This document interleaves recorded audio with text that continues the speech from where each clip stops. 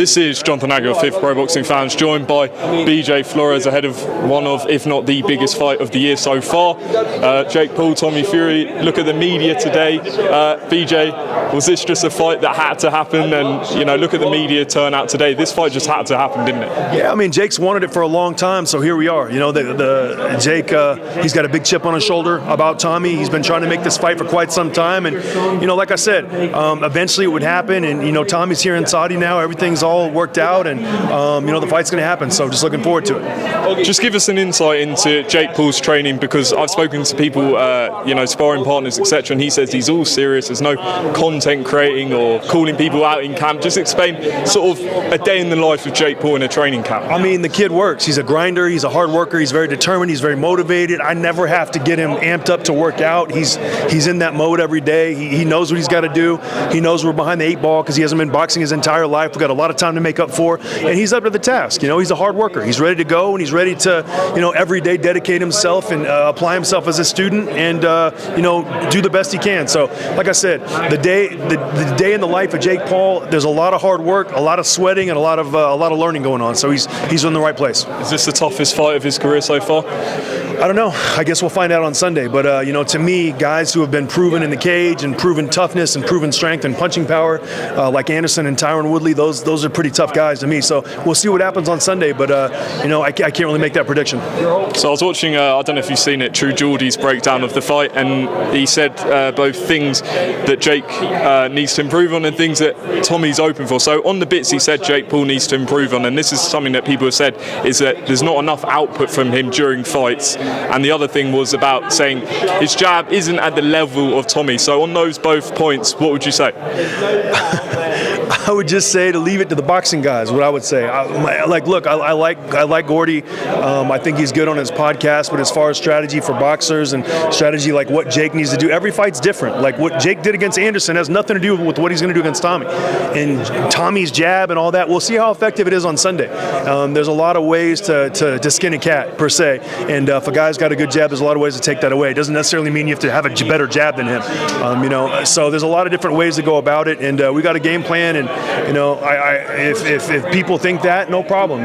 Tell Geordie to put his money up, put the money on Tommy, and then let's have a conversation Sunday night late, and we'll see how he feels about it. But he did say that for Jake, he's the bigger puncher, and Tommy has been exposed to a right hand in several fights. Is that something you've noticed? I mean, is that like a deep analogy? I mean, we know that. Like, yes, Tommy gets hit with right hands. Yes, obviously Jake's the bigger puncher, no question about it. It's not like some, rocket science, discovery. Of course. I mean, yeah. So there's other things we're gonna take advantage with Tommy, and those are gonna have to wait to be seen until Sunday.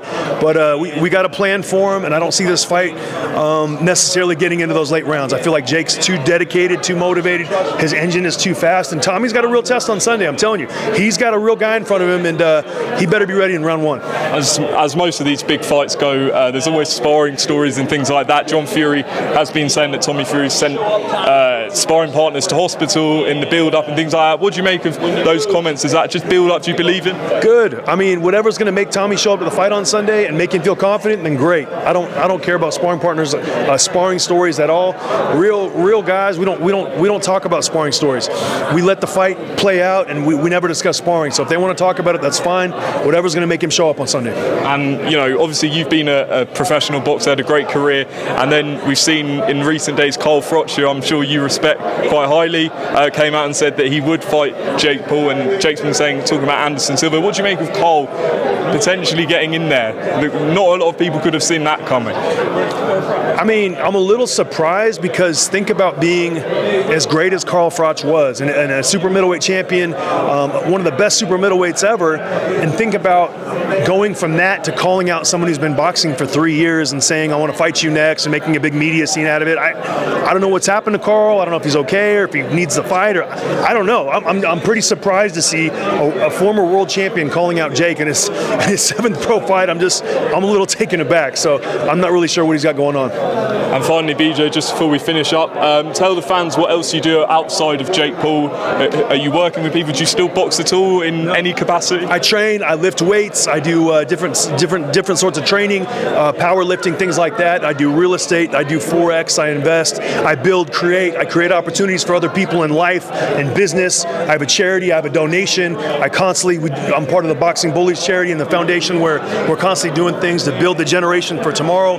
build up the young teens and the young men and the young women in this country, all over the world, to make sure they have an opportunity to go out and do what they want to do. That's what I love. That's what I'm passionate about, and that's the most rewarding thing I do in my life. BJ, appreciate your time ahead of this huge fight Sunday in Saudi Arabia. Thank you, guys.